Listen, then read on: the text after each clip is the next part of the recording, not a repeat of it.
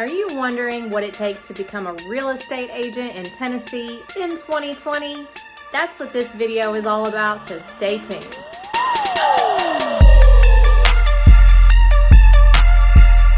What's up, everybody? I'm Rachael Hadidsaz. I'm a realtor with CryLike in Murfreesboro, Tennessee. I post new videos every week about all things real estate in the Murfreesboro area. Go ahead and click that subscribe button so you won't miss a video.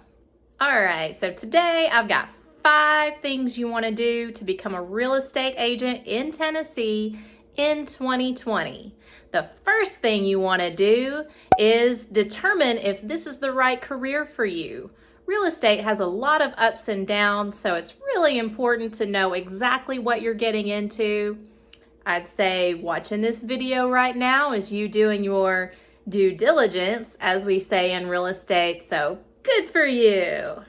If you know a realtor, ask to shadow them for a day. Know what their day-to-day life is like in the world of real estate. If you don't know a realtor, that's okay. You will definitely meet plenty. Just go to a brokerage. You can talk to any of the brokers there. They're always happy to talk with people that want to get into real estate or interested in real estate. A broker is just basically the office supervisor. They're also a real estate agent, but they supervise the other agents in that office. Once you've determined that this is the career path for you, you want to get yourself educated. There are a lot of different ways to get educated, a lot of places online offering classes.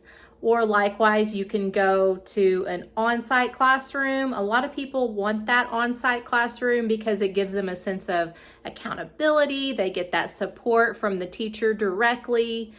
I went to an online classroom just because I wanted to go on my own schedule. I was able to hold myself accountable. So that was the benefit for me, and I saved some money as well. I wouldn't call it a cheap option. It was still pretty expensive, but it was less expensive than going to the classroom. As far as the education goes, you're required to take 90 hours in Tennessee to be able to get your license. That is 60 hours of pre-licensing education. Then you take your exam, and then you have another 30 hours of pre-affiliate education that you take. Once you finish with the 60-hour pre-licensing examination, then you are eligible to sign up to take the exam with PSI. I live in Murfreesboro, so the closest place to take the examination to me was in Nashville. So I signed up. I was able to take the test about a week later. Oh, by the way, there are 2 tests. There is a state and a national portion. You are required to have a 70 or better in order to pass. You are going to want to study a lot. I took a bunch of practice exams, and on those practice exams, I made sure I could pass at like an 85 to a 95 range. And then I felt like I'll definitely ace the test as 70 or better when I get in there into the room. And I did. I passed the first time. Once you pass the test, like I said, you'll take that other 30 hours of pre-affiliate education, and you're required to take another exam after that. But that one is like along with your education. You don't have to go straight to PSI to take that test. Once you take that test and pass it, then they'll give you a certificate that you can print.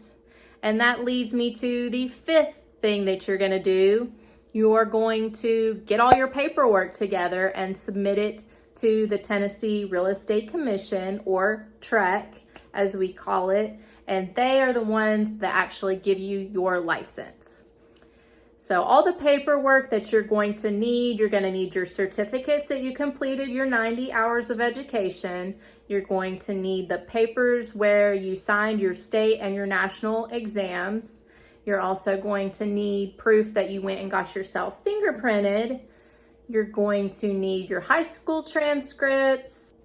You're also going to need errors and omission insurance. E&O insurance, that is something that protects you in case of inadvertent mistakes. it does not protect you from fraud or any other sort of like deliberate crime. That can get you in a lot of trouble.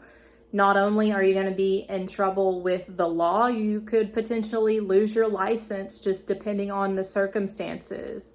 They are pretty serious about these things. That's basically, a lot of that is covered in your education, like the different things that you could get in trouble for, how much you could potentially get fined for.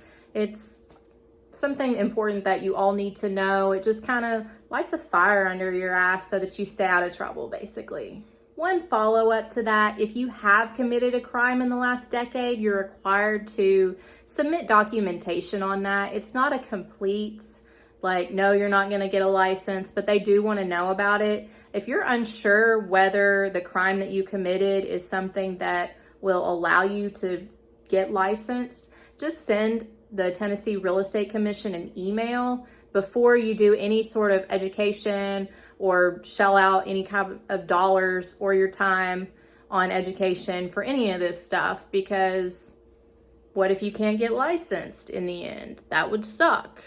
Just a follow up to that, you're probably going to choose a brokerage which to hang your license at. Most real estate agents do. I chose Cry-Like Realtors in Murfreesboro, Tennessee to hang my license at, and it was really awesome because they submitted all of my paperwork for me. They took care of my E&O insurance. All I had to do was just sit at the desk, their office administrator, put in all the paperwork. A couple of days later, I had my license. Once I got my license, I was able to get access to the multiple listing service. That's the software that all the agents in the area list the houses on. You're going to want to get familiar with all of that. You may also want to sign on with your local board of realtors. That is something that I did. I'm a member of the National Association of Realtors, the Tennessee Association of Realtors, and also the Middle Tennessee Association of Realtors. The difference between a realtor and a real estate agent really just comes down to a little bit more education, and we are held to a higher standard of ethics. I really like being a part of the National Association of Realtors and all the other associations, just because it's great to be part of a professional organization. There are so many opportunities to learn and for continuing education. I personally recommend it. There are people that are just real estate agents. The choice is entirely up to you. I just recommend doing your research and see what's right for you. If you'd like to know a little more about what a realtor does for their clients, I just made a video called Do I Need a Realtor? Go ahead and go check that out next. If you have any questions or comments, leave me a comment down below. I also have my contact and social media information in the description. So if you have any questions about anything that I talked about today, give me a shout. If you like this video, give it a thumbs up.